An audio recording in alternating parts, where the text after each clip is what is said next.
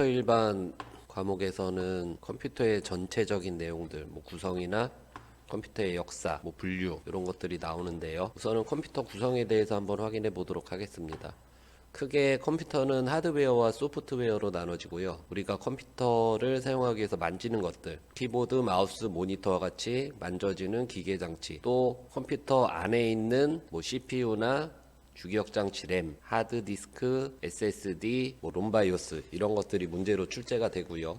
입력 장치가 아닌 것은, 출력 장치가 아닌 것은 해서 문제로 다뤄질 수도 있습니다. 우리가 키보드, 마우스, 모니터 같은 경우는 키보드, 마우스는 입력 장치, 모니터는 출력 장치, 프린터 출력 장치, 평소에도 많이 사용하는 것들이라 대부분 알고 계신, 가끔씩 이제 나오는 문제 중에 트랙볼은 마우스랑 똑같은데 마우스는 우리가 이동을 시키면서 마우스 포인터를 이동하는데 이동할 자리가 협소한 경우 트랙볼이란 걸 사용하고요. 마우스랑 똑같은 역할을 한다고 보시면 되고, 플로터 같은 경우도 자주 사용을 안 하기 때문에 잘 모르시는데, 플로터는 우리가 큰 도면 같은 거 출력할 때, 그래서 프린터랑 같은 출력 장치로 보시면 됩니다. 그 밖에 소프트웨어로는 운영체제라고 하는데, 컴퓨터에서 기본적으로 설치되어 있어야 하는 프로그램 중 하나가 윈도우죠. 그 다음에 컴퓨터를 사용하기 위한 프로그램들, 엑셀, 포토샵, 게임도 마찬가지로 이런 것들을 소프트웨어라고 합니다. 그래서 만져지지 않는 것들. 그래서 우선 하드웨어가 뭔지, 소프트웨어가 뭔지 간단히 알아두시면 되고요. 우선 컴퓨터에 대한 분류에 대해서 확인해 보도록 하겠습니다. 크게 처리 능력에 따른 분류, 사용 목적에 따른 분류, 처리하는 데이터에 따른 분류로 나눠지게 돼 있는데, 우리는 암기할 게 많기 때문에 다 외우실 필요는 없고,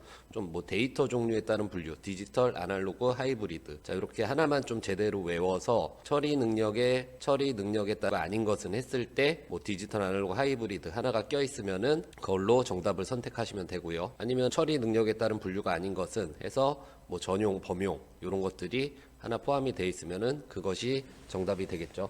그럼 처리 능력에 따른 분류는 보겠습니다. 얼마나 이제 컴퓨터가 빠르게 많은 데이터를 처리할 수 있냐에 따른 분류고요. 슈퍼컴퓨터 보통 기상청이나 연구소 같은 데 사용을 하겠죠. 메인프레임, 네이버나 다음처럼 서버용으로 사용을 하고요. 자, 미니 컴퓨터는 개인용 컴퓨터와 대형 컴퓨터의 중간 형태로 사용이 되고요. 자, 우리가 퍼스널 컴퓨터라 그러는데 마이크로, 개인용, 퍼스널 컴퓨터라 그러죠. 자, 어떤 것들이 있냐? 데스크탑, 데스크는 책상이고 책상 위에 놓고 쓴다고 해서 이렇게 이름이 지어진 일반적인 컴퓨터고요. 노트북, 그 다음에 팸톱은 보통 손 위에 놓고 쓰는 것들, 스마트폰이나 PDA, 가끔씩 문제로 출제되고요. 그다음 웨어러블. 자, 이제 컴퓨터가 이제 고도화로 발전되면서 신발에 센서랑 인터넷 설치해서 내 건강 상태를 수시로 주고받고 몸에 착용할 수 있는 거를 웨어러블 컴퓨터라고 합니다. 그래서 웨어러블 컴퓨터는 가끔씩 문제로 출제되니까 기억하시고요. 그다음에 사용 목적에 따라 전용, 범용.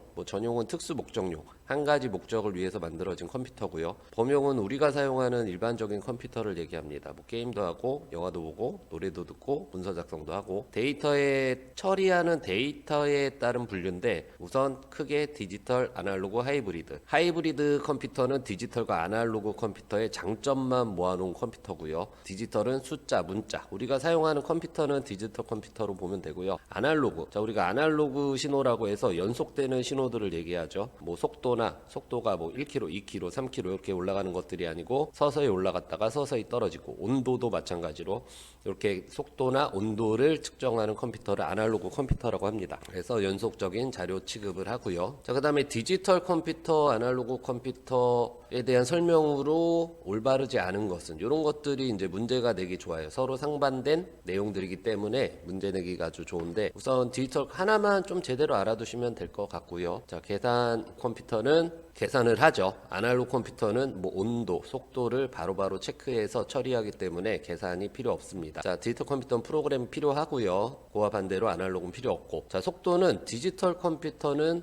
계산도 해야 돼요. 연산도 해야 되고, 그렇기 때문에 속도는 느립니다. 아날로그 컴퓨터는 그냥 온도, 속도 바로바로 체크해서 우리한테 곡선형 파형으로 보여주면 돼요. 그래서 처리 속도는 빠르고요. 그 다음에 정확도, 디지털 컴퓨터가 높고요. 회로는 논리회로, 아날로그는 작은 변화도 시각적으로 보여줘야 되기 때문에 증폭 회로를 사용하고요. 취급 데이터는 숫자, 문자, 아날로그는 온도, 전류, 연속된 데이터들 사용을 합니다. 그래서 디지털 컴퓨터와 아날로그의 차이점 알아두셔야 되고요. 뭐 디지털 신호와 아날로그 신호, 디지털 신호는 0이냐 1이냐 이런 식으로 처리가 되고 아날로그 신호는 연속된 데이터. 그래서 뭐 일반적으로 우리는 뭐 인터넷 같은 거 사용할 때는 컴퓨터 내에서는 디지털 신호가 흐르고 케이블을 타고 이동을 하죠. 신호들이. 그럴 때는 아날로그 신호로 변환되고, 그래서 다시 컴퓨터에서 처리할 때는 디지털 신호로 변환되고, 이런 신호들을 생각하시면 될 것 같고요. 그래서 디지털 컴퓨터 요 신호에 대해서 알아두시면 될 것 같고, 자, 다음에 알아두셔야 될 게, 이제 겉으로 보이는 하드웨어들은 모니터, 키보드, 뭐 프린터 이런 것들이 있고, 마우스, 아까 말씀드렸던 트랙볼이나 플로터, XY 플로터라고도 하고요. 그런 것들이 있고, 컴퓨터 내부를 보시면은 우리가 이런 걸 메인보드라 그래요. 뭐 마더보드라고도 하고, 이런 거에 중요한 소자, 중요한 하드웨어들을 알아두셔야 되는데,